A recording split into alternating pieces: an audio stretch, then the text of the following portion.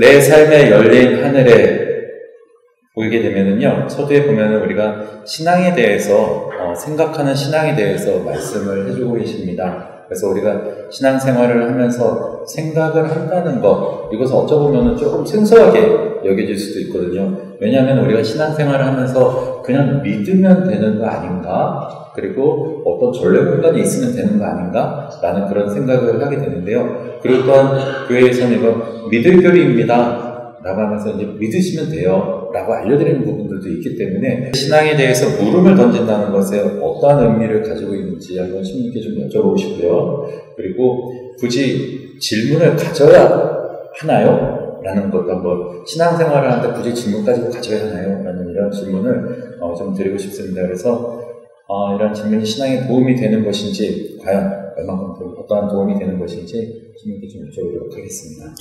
네.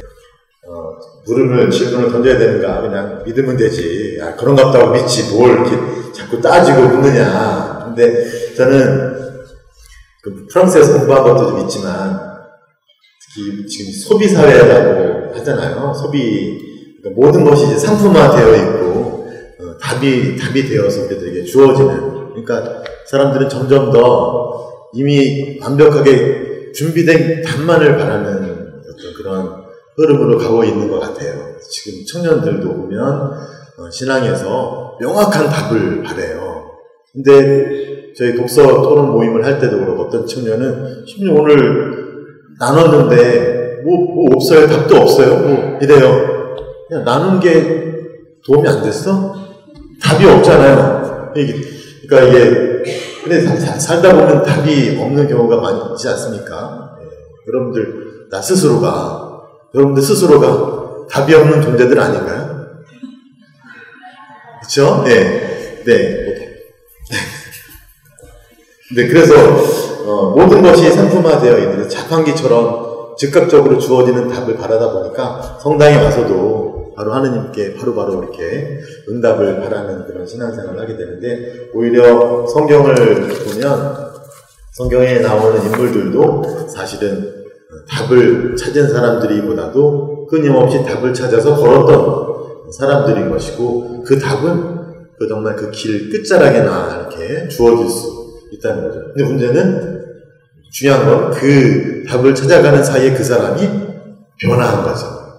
이게 굉장히 중요한 어떤 과정인데, 요즘 사람들이 그렇게 즉각적인 답을 바라기 때문에 질문을 던지는 것에 굉장히 익숙해지지 않다라는 것이죠. 질문. 그런데 사실 제가 질문을 던지라고 하는 이유는 질문을 던지지 않고서 받아들이는 그 신앙 내용은 내 것이 될 수가 없다는 겁니다. 예를 들어서 성모님께서 성령으로 아기 예수님을 잉태하셨다는 이야기, 그 이야기 그냥 그런가 보다 하고 그냥 하면 누군가가 그게 말이 돼? 믿어? 그게? 그냥 그런가 보다 해 라고 하면 과연 그 믿음이 진짜 나의 믿음인가?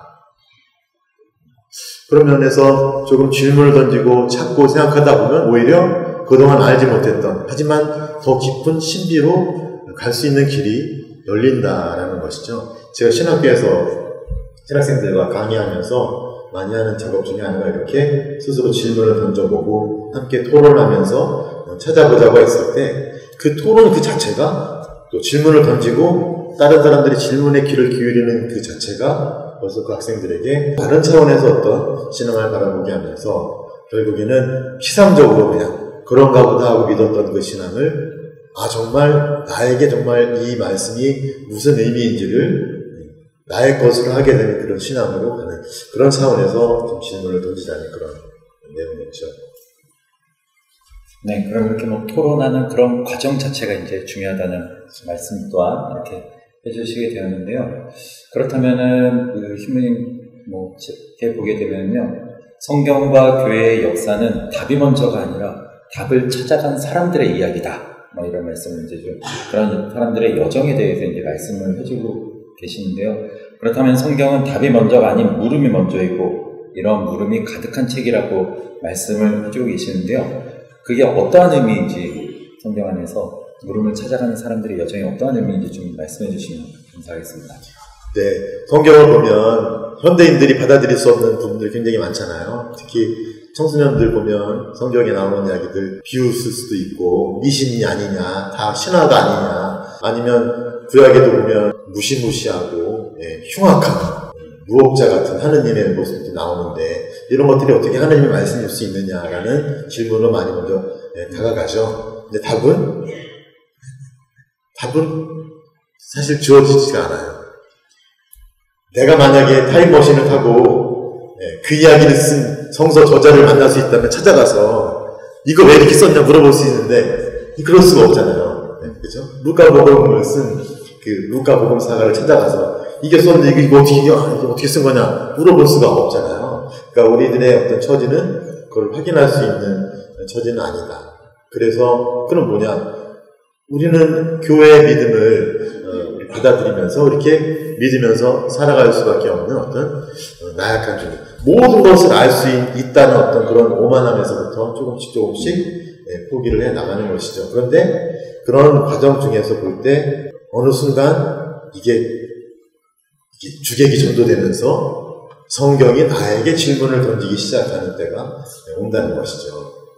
어렸을 때는 공격적으로 성경을 향해서, 교회를 향해서 막 질문을 던졌는데 살다 보면서 또 인생에 대한 경험이 많이 쌓이면서 또 인생에 대한 많은 수수께끼들에 대한 어떤 의문이 커지면서 오히려 성경을 통해서 답보다는 나를 향해서 던져지는 질문을 많이 보게 된다라는 거죠. 성탄의 경우도 마찬가지인 거죠.